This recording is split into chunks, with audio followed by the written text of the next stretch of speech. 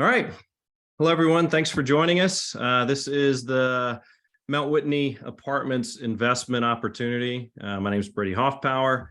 We'll introduce a couple of other panelists here as we go. But in general, again, thank you for joining. You could be doing anything tonight, and you chose to be with us here on this webinar, potentially taking time away from your families.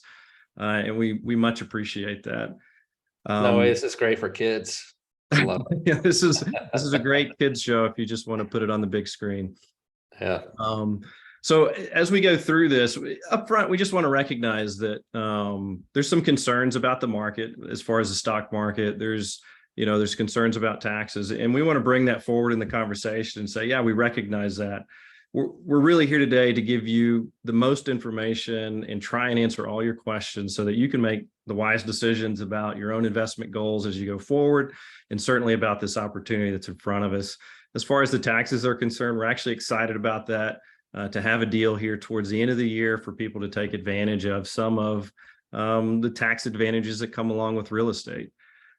So thank you all for joining us. A little bit of a disclaimer. Read this at your leisure. This is really for you. There's forward projecting statements and numbers in this presentation. We don't control the future. We do the best that we can. We'd love to control it, but we don't. We do the best we can at our projections, at all the analysis that we do, by adding in some conservative values where we need to. But at the same time, it is a forward projection. Be aware of that. We're also, none of us on this call are tax advisors or financial advisors. If you do need that advice, please do reach out to your CPA or your financial advisor. Don't project any of the comments that we're giving here today as that advice to you. Please reach out to your own professionals there. With that, let's jump in. So the executive summary. Brady, excuse me, we can't see the screen. It's not shared. It's not showing. Thank you. So I was about to. You always got to throw in something that is helpful to break the ice there. Yeah. Awesome. There we go. There we go. Now you should see an executive summary, right, Sunday? Excellent. Yes. Awesome. Thank you for stopping me. We could have gotten pretty far into it. So with the executive summary, we're going to go through these in much more detail in a few more slides. I just want to gloss over a few things. One, I'm excited about this deal. It's in a great market. And not only that about the market, but it's in a great area of this market where the city is pouring money into to renovate and uplift this whole area. And this apartment complex is in the heart of that. So it's a great opportunity to be a part of something that's really having an impact on the community there. It's 154 unit multifamily asset. It's apartment building. We're doing a lot of CapEx improvements. We'll also be rebranding the property. We have a proven general partnership team on this, so investors get the benefit of having a team that already has assets in the area, that already has management in the area, and we get to almost piggyback on that previous experience with this deal, and it's a huge advantage going into this. We've also got very attractive returns that we're projecting on the project, and we'll show you more on that here in the next slides. A little bit about the overview, the projections. The IRR is north of 16%. The equity multiple is right around 2%.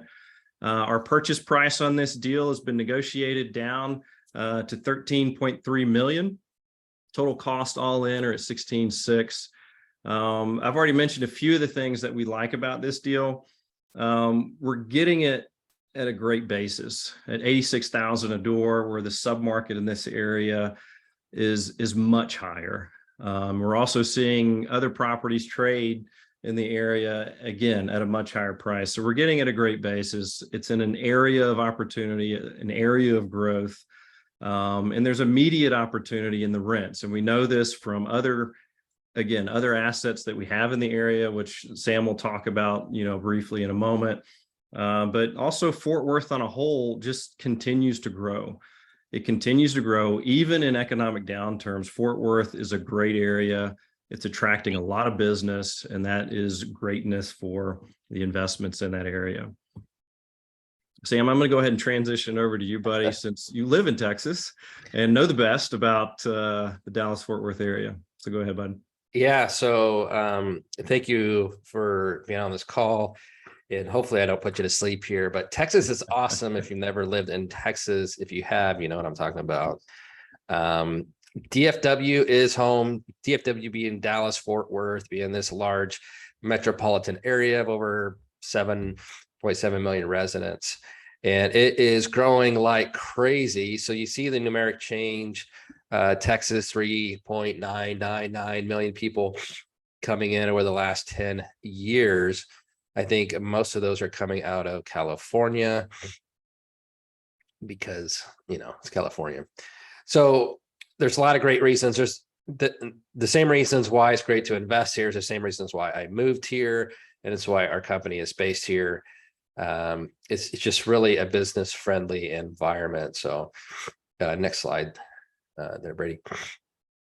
And forgive me a little bit coming down with a cold or flu or something, but so very, very robust market. In fact, it is the number one market for multifamily, which if you ever heard of Grant Cardone, he always says to buy, you know, where everyone else is trying to buy, because you know it's always a place where everyone else is trying to buy, no matter what happens in the marketplace. Well, DFW transact almost 2 times as many multifamily apartment complexes each year as any other market in the United States. That is a lot.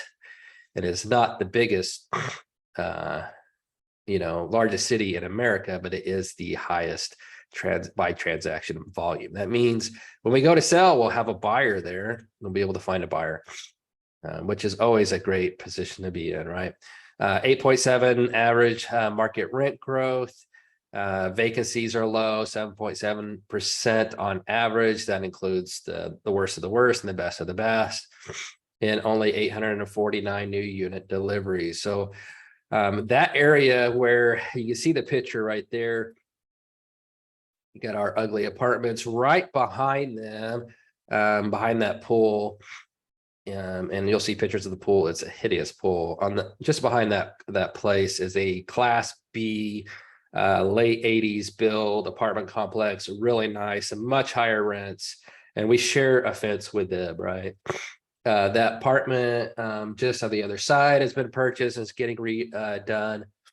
It's just in a great opportunity. There's no new places within no new apartment developments within 5-mile radius, at least that we know about, but there's a ton of other commercial build.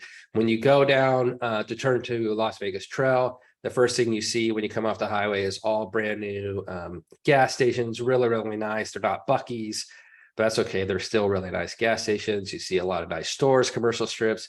It's a great area. And then you've got this little pocket. It's like buying the ugly house or the ugliest house in the neighborhood. That's kind of what's happening here. So Las Vegas Trail has about 2 blocks of the ugly houses, and then everything else is really nice. And that's what we're coming into. Next slide.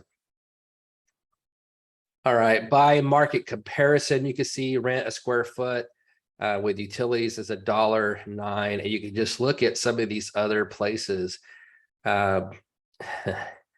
Sierra Vista, we've been looking at because they're trying to sell that one for $110 a door right now. I don't know if they're going to sell it for that or not, but it's also distressed and they're selling it at $110 a door. We're trying to sell we are buying ours at $83 a door.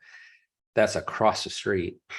But you see these others, these are also similar vintage, age, and so forth. And you see like the difference in price, a square foot. Big difference. Okay, great. So this apartment complex is called El Rancho Escondido. Currently, you can look it up. You can drive down Las Vegas Trail. You can see it.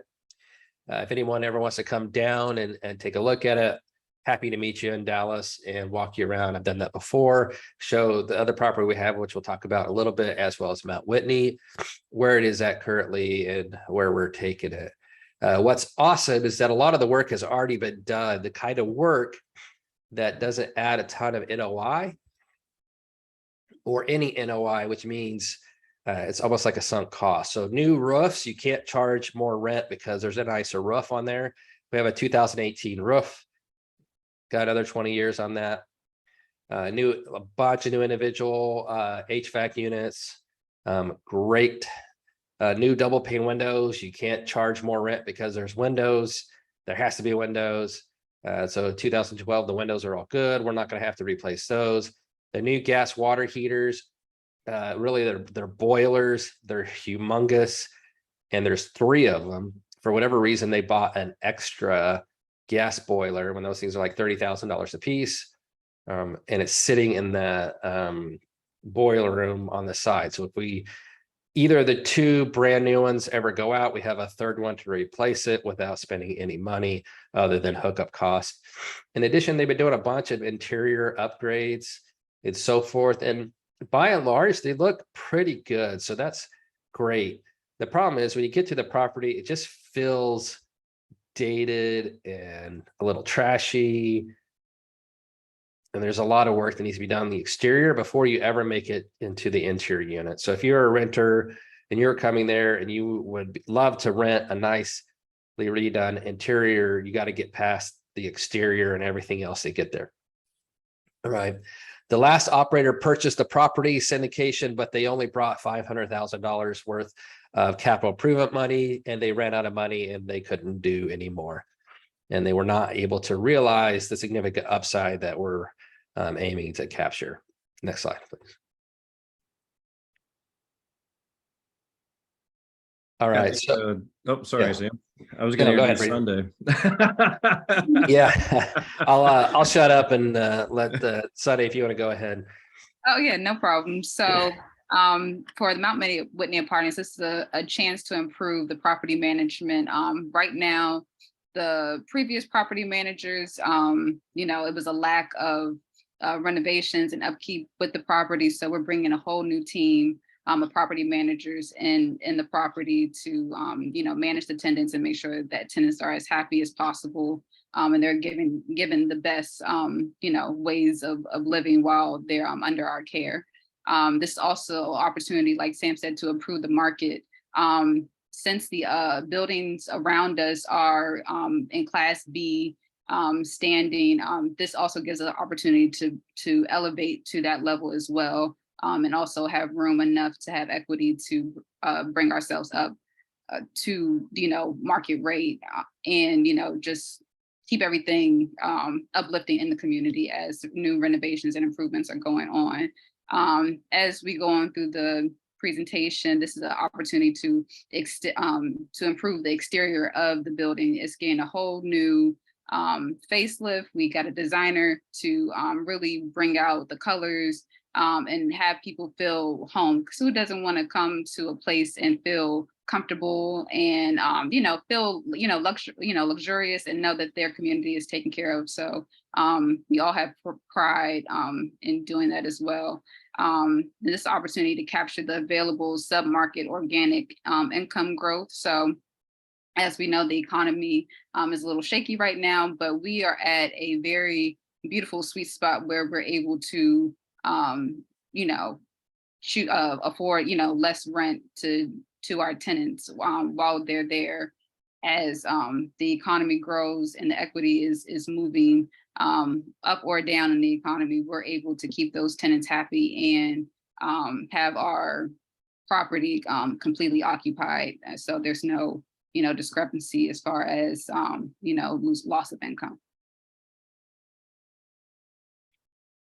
So here on this particular slide, which is really great, where you can see the Mount Whitney Apartments is in the center of the screen, and is centrally located to, as you can see, Target, Sam's Club, Best Buy, entertainment areas, so that our tenants have easy access to schools, just 10 minutes from downtown Fort Worth. So this is a very centralized area that tenants will want to be in, that they're near a grocery store, that they're not in a food desert. They're, completely surrounded by places that their children and themselves can have a good way of living while they're at the Mount Whitney Apartments.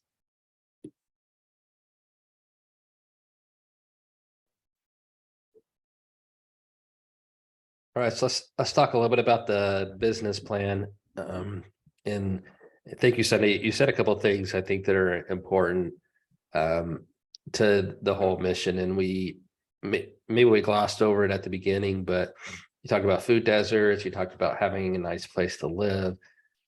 Just to bring it back to the beginning again, is that the goal here is really to change lives. It's to improve the community, is to make a difference. It's to invest in a way that has an impact, and to invest in a way that really truly matters. And to do it within a capitalistic paradigm. We do want to make money. We do want to grow our own personal wealth, right? This is why we're doing this. But we definitely want to, make a difference in the lives and communities of others. And so here we are, we're going forward with what we've proven out over many years of working this and struggling, is a business plan that has worked out incredibly well now on our last property, and aspects of it have worked out on all the numerous other properties that we've purchased over the years. But what's nice is we're taking a culmination of years of, I don't want to say practice, but doing, and to employ that in a way that, when you're investing in this deal, you're not investing in, it's not our first time, it's not our second time, it's not our fourth time, it's not our 10th time. This is our 21st time. So we've beaten this out in the forge, and now this is what we know how to do, and it works. It just works every time we do it. And so we have the interiors that we're going to work. We're going to start the exterior plan right off the bat, and get to work there. I'll show you some pictures as we go to talk more about that. Increase NOI by growing rental and other income, closely controlling expenses. We have CAF management. Actually, as of today, they're not going to do the property management. They would only do one property, not another property we asked them to do. So we're going to turn over to Lincoln, which is also every bit as qualified. In fact, our institutional partner that we worked with on another project, they prefer Lincoln over CAF. And so they've got billions of dollars worth of assets. They put these people through the ringer. And I know, because I went through the ringer with them. But this is a plan that we know we can execute, and we know it works really, really well. Next slide. And so this is really a 4-phase plan. One being all that value add that we talk about. We're buying a distressed asset at $13.3 million. We'll talk about the financials here in a little bit later. But you can see there the capital improvements interior plan, the exterior plan. That's what we're going to do here. It's physically what we're going to do. So phase one is really getting after it. We're super aggressive with the stuff we get after it. We've learned from experience that we have to have a really good lender, and we have to have a lender who provides CapEx dollars right to us right away. And we have a great lender on this project who is very quick to distribute or disperse funds, and that enables us to execute the business plan. Phase two, value add. It's now, we've turned it over, we've done all the work, we're going to refinance. The goal is to give back 50% or more of everyone's initial investment dollars, whatever it's going to be. Refinance will happen at or around 18 to 24 months. That's where our target is. And then phase three, stabilization, liquidation event. So this is a 7-year hold. The reason we're doing a 7-year hold is, one, because the market is in so much turmoil. We want to have a little bit longer hold so that we can ensure that we're in a great place to sell when we're coming ready to dispose the property. Whether that's year 6, because year 6 is like 2021, everyone's going crazy. Maybe we don't hold it one more year. Maybe we go ahead and sell in year 6. However, myself and Jesse, one of our partners, we went down, we talked to city councilman of Fort Worth, Michael Crane. This is a huge area. I'm going to talk about that in just a little bit. Huge area of emphasis, but he really wanted us to have a 7-year hold on this property. He's tired of syndicators coming in and doing these really short holds, in and out, and then it doesn't provide the consistency of great management to the property. And that's what residents need. They need that consistency, and then that improves health outcomes, that reduce expenses, it reduces turnover cost, and lots of other things. And of course, the way you maximize this is really by doing it again. So once you come out of a property, you want to take those funds and put them back into a property, capture, whatever bonus appreciation you can capture in that year, and then progress on. All right, next slide. All right, so you can see a really ugly pool right here. We're going to turn that pool area into an oasis. I don't know who does a bead pool for a 160 unit apartment complex, but they did. And that pool is actually just for looks. Nobody could swim in it for whatever reason, but it looks okay. So that's there. And then you see the exterior. It looks like you're coming to a really old motel when you show up. So there's going to be a lot of exterior work to be done. So let's go to the next slide. All right, so you can see the renderings that we've gotten from ROI by Design. This is what they do for a living. We think they look fantastic. It brings some real modern view to the apartment complexes. And we're pretty excited about what that looks like. So if anyone would prefer the red on beigey, dirty tan, we can make a good deal for you before it gets painted. I'm sorry, but it's gonna get painted. All right, next. Okay. All right, so that's CAF. Let's move on to the next. They're actually out. All right, so this is what you will probably never ever see this slide on any other syndicators. We look at things a little bit differently because we're looking at the property really holistically. And what is good for our residents tends to be good for the property, tends to be good for our investors, right? So if the number one reason why residents stay at a property is because they feel a sense of community. Okay, so if they feel a sense of community, they feel supported, then they're going to stay. Did you know that? Well, one, that reduces the expense of turnover expenses, that increases the level of lease renewals, okay, which means more money to investors, more profitable property. It also increases health outcomes because less transient populations are better. And when you reduce transient nature or transients, you also increase educational outcomes for young kids. And so these are communities where that means a lot because it decreases how schools are or impacts the way schools are graded, and schools get worse grades as a school if their population is more transient.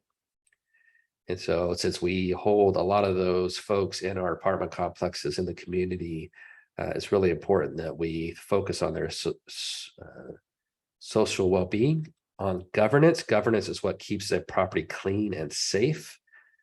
Environmental is what keeps a property sustainable and moving forward through the future by keeping expenses low and reducing our impact.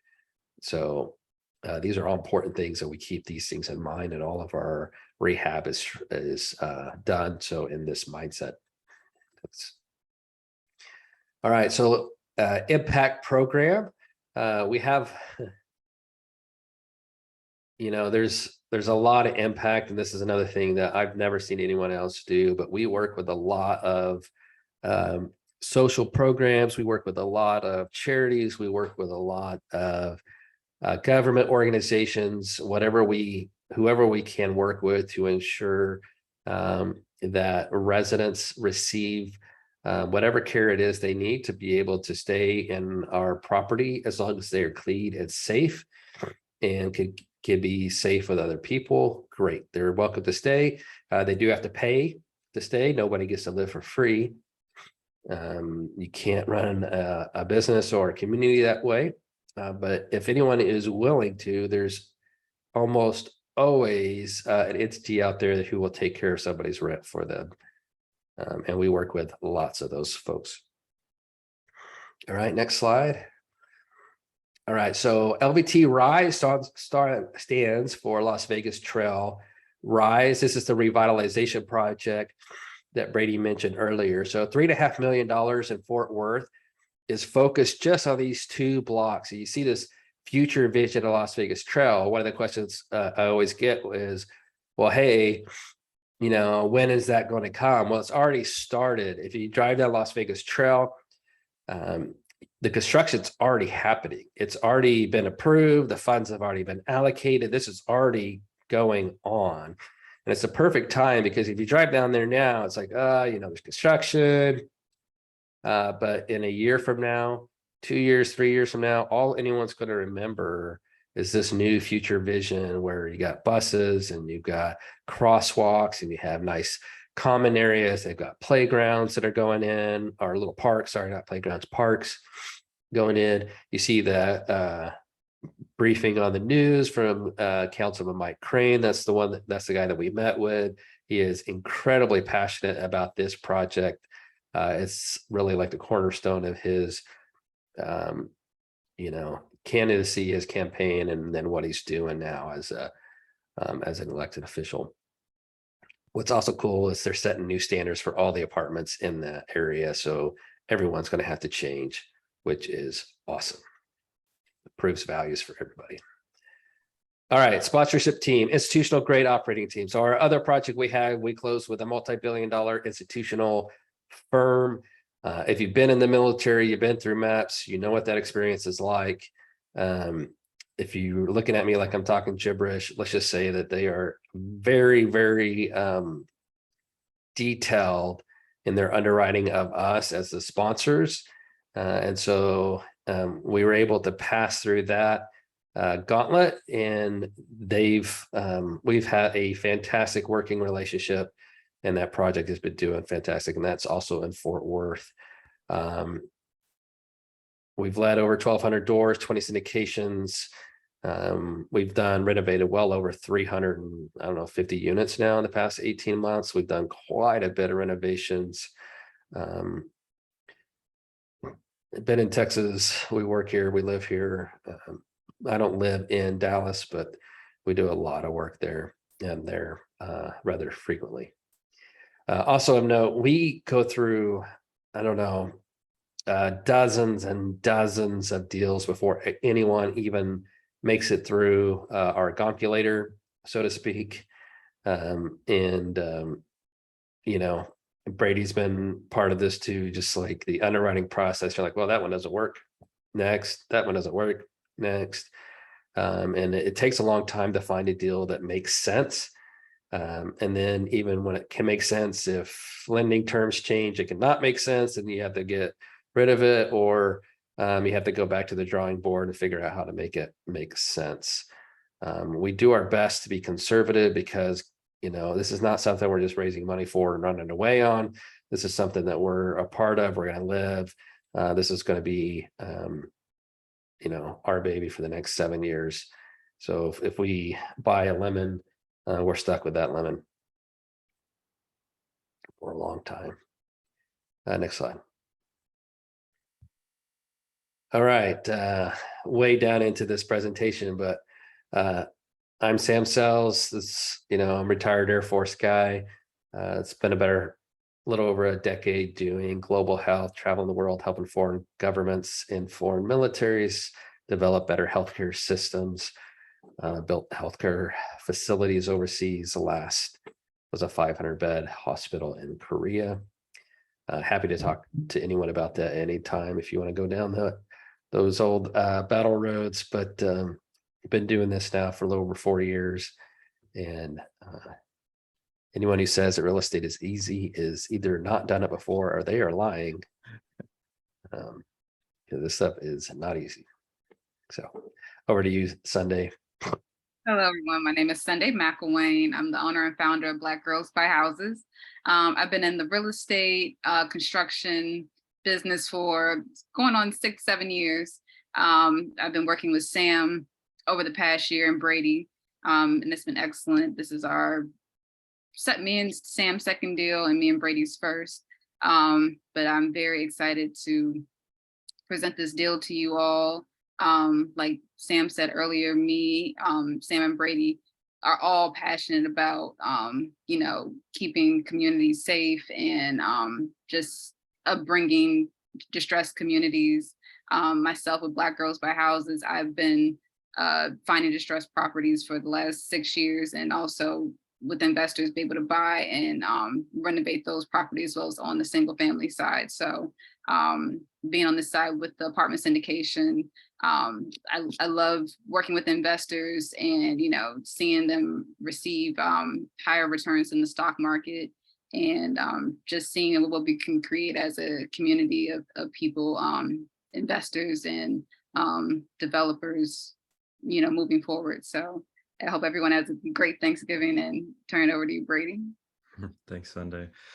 Yeah, so Brady Hoffpower, our company's name is Ridgeline Equity. I've known Sam for quite a while now. This is, I don't know, we've partnered on other deals in the past. This is our second or third? I can't remember, Sam, to be honest, but I don't know. one of them was a little smaller, let's say that. But A few gray hairs ago, it yeah. was a few gray hairs ago. We had a smaller deal that came through. Anyway, I am exceptionally excited about the team and the deal itself. And a part of that is, Sam hit it on the head. People that do real estate, you got to like it because it's difficult. But the reason I like it and the reason I like partnering with Sam and Sunday is because they get it, and they get that we're making a real difference in communities. And that's one of the big drivers that's gone through our business. It's not, you can't put this on a slide, but, or at least not this slide, you can't, but that's a huge driver with this team. And it's an impact that we get to make. And for people that know me and are investors, they know we talk about transformational investing.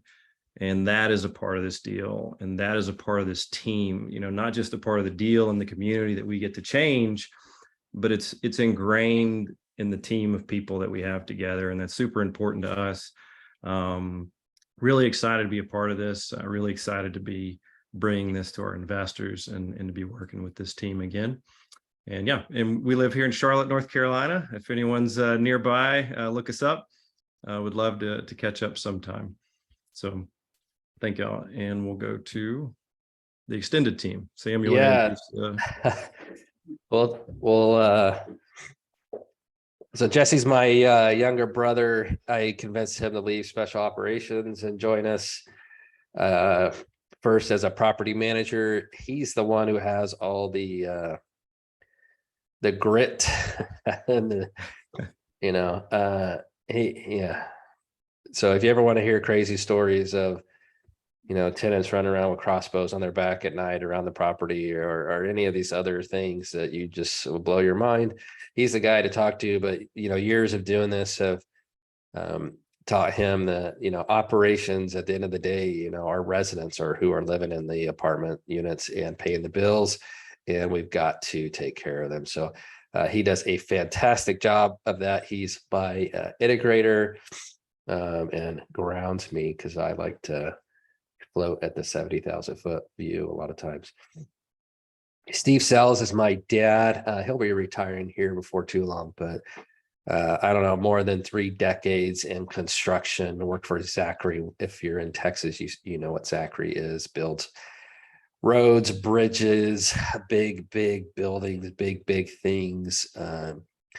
He worked for them for a couple of decades, and then worked for other international construction firms, knows it inside and out. And at the end of the day, he just really enjoys running our crews, which is crazy. He's also an engineer by trade.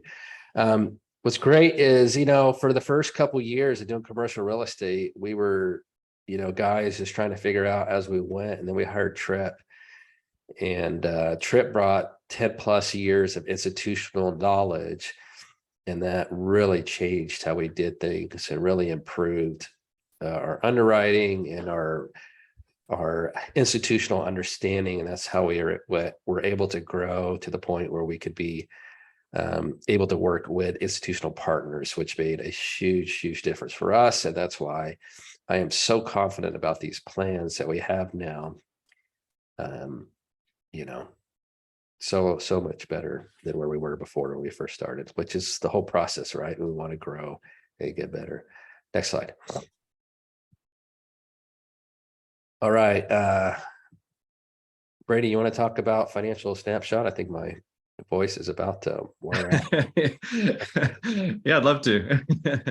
I will also say, not to beat a dead horse on the team, but I think a lot of it's been already said, but the robustness that we proved out the team is also worth stating, as far as even the construction side of it. We quoted out some renovations to a third-party construction team, and also looking at their timelines and so on versus the timelines and the costs that are already proven, not projected, but are already proven in a property just down the road that Sam, you guys own, and by far the team that's in place is exceeding, I would say, other companies' projections. And it's not that we are projecting that. Again, it is being proven in a very real way, and boots on the ground, renovations happening and completed, and dollars being exchanged.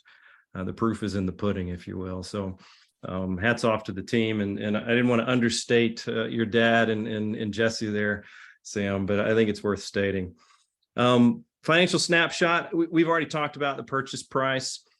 Again, this has come down. We've been able to negotiate that. And the cap rate where we're coming in and the exit cap are all on here. I would say we're going to get into a little bit this when we get into the risk slide. I don't want to focus on it here. We'll talk on it later. Occupancy is around 95%. All in, equity required is just over 6.2 million. And you can see the uses over here on the left side, the sources and uses there with closing costs, acquisition fee. But I also want to talk about the reserves. And this is an important number that I always point investors to, because this is the what happens if category. You don't want to go into a deal these days without money in the bank that's not targeted towards something, right? It's that buffer, it's that unexpected money that you have on hand if you need it, when you need it, and avoids the unfortunate event that many sponsors get into these days, and that's having to make a capital call. So we're going in well capitalized on this deal. In fact, I would remind you, the previous sponsor went in with a $500K budget. Our reserve budget exceeds their total CapEx that they bought this project on, to build some confidence and just to point you towards, we want to go in well capitalized. We know the market we're in is fluctuating a bit, and so we're underwriting it, trying to put in that level of conservatism that buffers us from the unexpected. On the interest rate on this loan, it is fixed. It is bridge, but it is also fixed.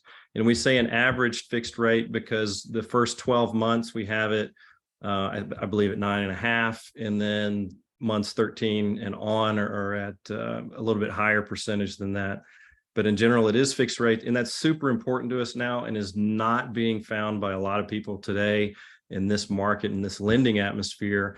We do not want to be guessing at what the future interest rate is. And I think everybody on the call hopefully can appreciate that with looking at what the Fed has been doing lately. So we're super excited to have that with our lender.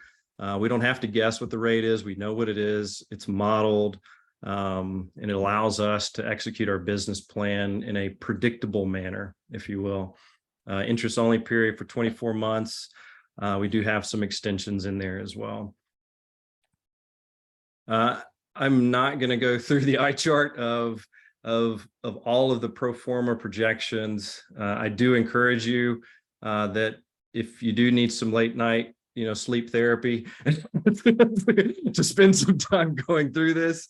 And again, I would encourage you to get back to us with questions. We're not going to do that in this webinar today, but go through it, get comfortable with it, make sure you're good with the numbers as well. One of the big opportunities in this property, and it's part of the big opportunity is also because that Jesse is the ninja that he is with running properties.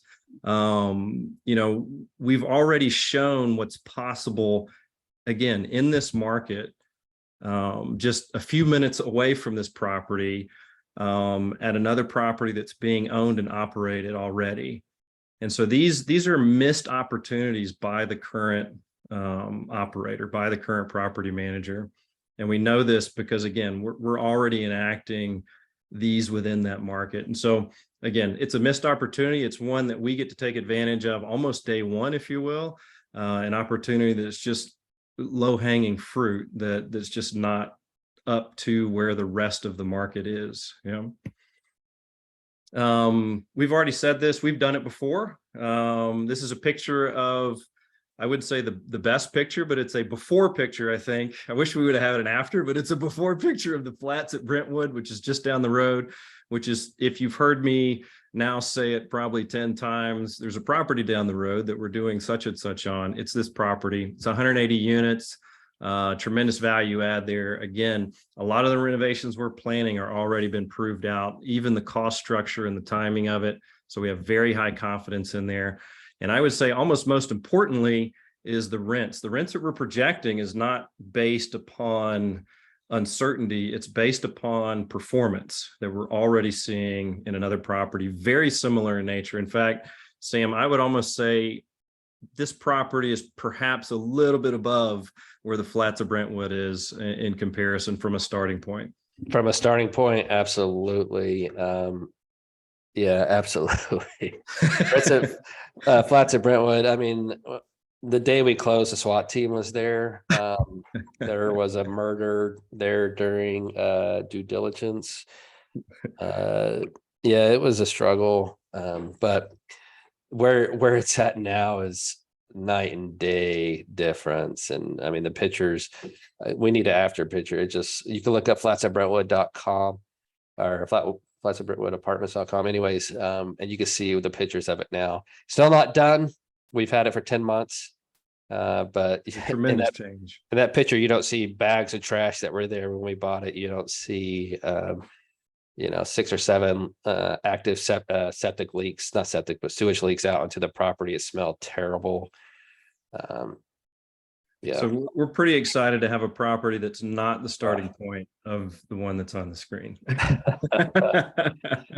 Yes. And we paid more for that property than what we're paying for, Mount Whitney. Yeah. So it's, again, there's a lot of goodness to the underwriting. I want to respect people's time and leave some time for Q&A, but to quickly kind of go through the structure of this, if you've been paying attention to the emails that are spamming your inbox from each of the sponsors on the call today, then you're already familiar with this. We have a 6 pref that accumulates over time if it's not paid out, which is the typical way. But there's also an 80% equity share with our investors. Distributions, we plan on doing that quarterly. It's often a question from people is how often are you going to distribute? It will be quarterly. I would say once the property is stabilized, and most people ask, well, how long is that going to be? Typically, we're saying about 12 months, plus or minus. Now, if we can do it quicker than that, then great. But that's what we would tell people to expect.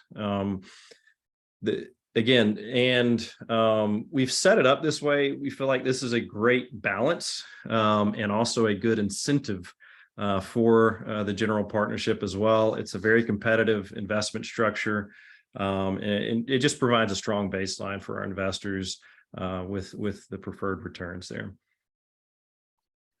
The projections, we've covered some of the base projections already. There are a lot of key assumptions in here. Of course, the market rent. We've already mentioned that we do have a property that we're basing those. We are proving that rent in other properties already. We have done a market study even above and beyond that in excruciating detail. Some of that you saw on the slides already. We are projecting a refinance in year 2. And then, there's several other projections in there. Those are some of the key ones that drive this.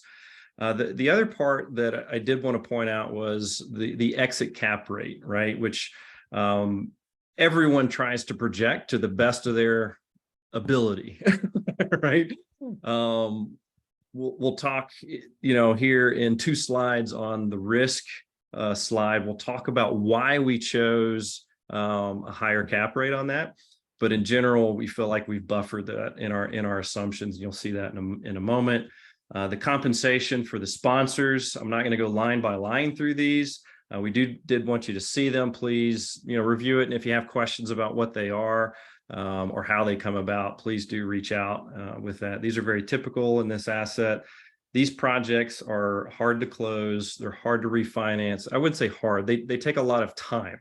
To do this. There's a lot of work that goes in to working with our lenders, especially these days.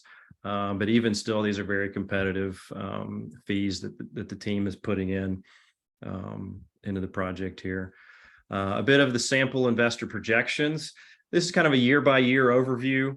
You'll see the average annual returns, kind of projected cash flows based on $100,000 investment. Again, over 16% internal rate of return. So depending on the metrics, everyone has a different metric that they like to gauge their investments off of. This gives you a great overview of that. One of the things that we also like to do is vary the cap rate, because again, everyone has their barometer of what they think the market's going to be in the future.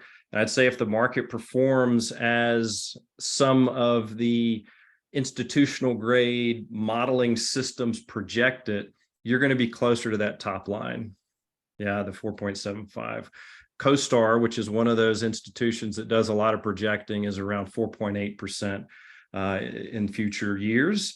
Again, we've underwrote it at 5.3, just to give you that indication of where we are in our conservatism versus where projections are today for the future. So we've come in assuming the market's getting worse than the industry leading forecasting tool, if you will. On the risks, I mentioned this interest rate. We're very excited to have fixed rate bridge, which was one of our major mitigations in this project. It's very difficult to get. It took a lot of time and a lot of work to work with the lender on this and to get the terms that we preferred. The cap rate, we've actually already covered that now on the previous slide, but in general, gives you an idea of where the projections are versus where we're underwriting this project at. Again, assuming the market is getting worse than it is today, is where we're going in to add that layer of conservatism. And then on our expenses, we're projecting out higher property taxes, which if you know the Texas market, that is you have to do that, right? When we buy this, the taxes are going to go up. But in addition to that, we're also, planning to appeal property taxes, is very common in this market, implementing RUBS if necessary, and so on. On the rent side, we've talked, I think, enough about the rents, but in general, our pro forma is at 4% in year 1, and then goes down from there. In future years, as far as a percent year-over-year change, I'll say that CoStar is at 8.5% right now for year 1. Again, just trying to be intelligent about how we're underwriting this deal, what mitigations we're putting in, being smart about the market and where we see it going. With that, as far as next steps go, this is a 506c offering. If we didn't say that in the beginning, we should have, but it's open to accredited investors. It's also you can also fund through retirement accounts. I know I already have a number of investors that have asked me how can we invest through a retirement account, whether it's a solo 401k, whatever the acronym is for your self-directed retirement account. We do accept that. Of course, we always accept cash, the tried and true king of investing. In addition to that, we are considering 1031 exchanges. We've had some discussions with people on that. Please reach out to us before you identify. And the main reason for that is we want to make sure that we're aligned on that consideration. There's a threshold that we like to meet for you on that. So please reach out to us if you have a 1031 exchange that you are potentially considering this investment for. Let's talk. Yeah. And with that, overall investment process should be very familiar for most people. Do dig into the deal, ask your questions, go on to the portal, put your commitments in. And then of course, after that is the funding. So once you've signed all the documents, you'll be able to fund at that point, and then you're invested and we'll close. I just noticed the date in here. This is from an old slide. We will close December 15th is the target date for closing there. Yeah.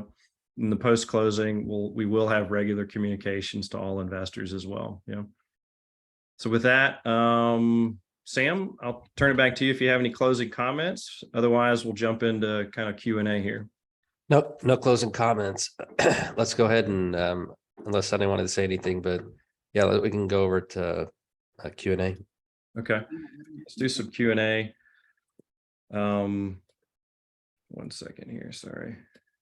I'm clicking some side buttons. So while you're doing that, one of the questions we had last time was about cost segregation and whether or not this meets passive activity rules or not. So this is a passive investment. Returns from this will be considered passive. However, there are various options depending on if you're an active investor or not, or a professional, a real estate professional, and that is something that you'll need to take up with your CPA to see how cost segregation, how the bonus depreciation that comes to you on your K1 will be applied in your specific situation. As Brady said at the very beginning, none of the three of us are CPAs. Even if we were, we would tell you that you need to talk to your own CPA who's familiar with your own specific situation. And if you need recommendations on CPAs, we do have some great CPAs that we've used in the past and continue to use who are very familiar with how these things work. So happy to make introductions, and if that works out for you, great. If not, no worries. Absolutely. We do have one question in. What are the terms of the loan? Sam, you want to cover that? Yeah, great question. So I guess I need to open up the term sheet here. I'll go back to the slide as well with it. We at least have some of the loan terms on. Yeah, but yeah, here we go. Certainly more details are there. In your so it's 9.5% interest only for the first 12 months. The second 12 months is 9.95%. That was factored into the underwriting on the slide. Rather than lay that all out, we just put an average of 9.65. But the underwriting cash flows, projected cash flows, all that takes into that account. The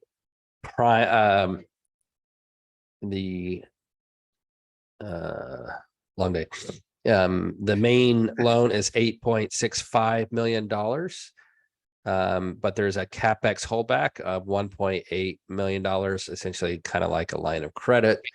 And that $1.8 million will fund the CapEx draw. This is from Archway Capital, and they have a great draw process. And I am very concerned about draws because we've had lenders in the past that have really messed up our deals because they give us a lot of flack. Other lenders give it, release draws in a couple of days. So those deals go so much faster. That's why we like Archway, because they release quickly. Yeah, I don't know if we want to go over any other terms, but yeah, it's a loan. Yeah, I think that probably covered it. Edward, if you do have it, if that did not cover it, please just reach out if you need something more specific, and we'll certainly be happy to dig into that. Yeah. Another question that we often get is, what sensitivity analysis do we do? Is very, often asked there as well. And that's a fair question. We do look at market projections into the future. And so to assume that our underwriting is perfect is, you know, well, that'd be a bad idea, right? It's one of the other reasons that we do include kind of a cap rate range. But even addition to that, even addition to that is also doing that significant market study on rents today, because our income today sets the pace for, let's say, the rest of our life on this project. And I think having, you know, part of that sensitivity analysis is also our own internal understanding of how the other property that's, again, was in a worse condition than this one upon purchase and is now performing quite well. With that understanding, plus the other, let's say, market comparables in the area, you know, and not picking the best of the best rent in the market as our target, but using, let's say, intelligence upon the spread in the market and where we think we're bringing this. There's a lot there. But also evaluating vacancies. I think in the risk slide, we also mentioned that a bit. You know, the property can sustain, you know, approximately 20% vacancy within that first year. Yeah, it's a significant number, and we want to, you know, we want to make sure that we have the mitigations and the buffers and the conservatism built into that. So yes, we do apply those, let's say, sensitivity analysis in the underwriting. Yeah. To put that in layman's terms, if we really screw up and we are only 20% occupied, or our property management firm is terrible and it doesn't collect very well, we should still make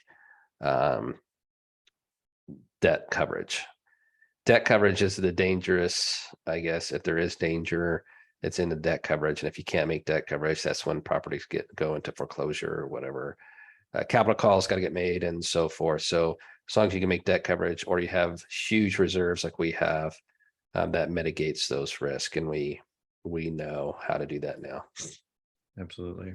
So another question, are the partners investing in the deal as well?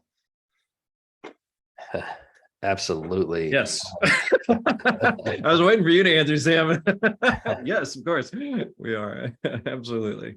Yeah. So just in general, the way a deal works, in the beginning, all their at-risk capital belongs to the sponsor. So, and then as other sponsors come on to join and become part of the deal, they also share in the at-risk capital.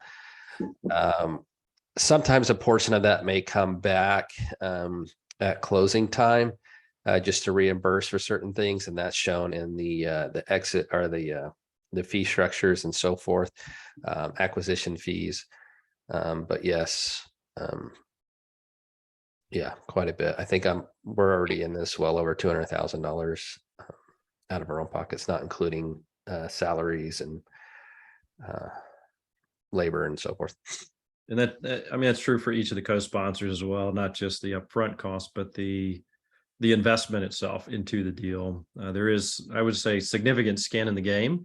Is typically the concern is, you know, do you have something to lose as a sponsor? And the answer is, of course, yeah, we're heavily vested in this deal, and obviously part of the reason is because we really believe in it, in the opportunity. Yeah, so.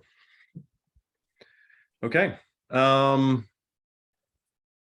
think if you did not get a chance to submit your question, obviously, please do reach out. You have our emails, you have our phone numbers, however you want to reach out to us, please do so. Certainly an honor to spend some time with you guys tonight as you take time away from your families or whatever you're taking time away from. This webinar was recorded, so if you know people that are perhaps couldn't make it tonight, please do let them know that they can go back and watch this. And then, yeah, Sam, Sunday, and myself, very heartwarming. Thank you for being here tonight, and we'll close it out. Thank you all. Good night.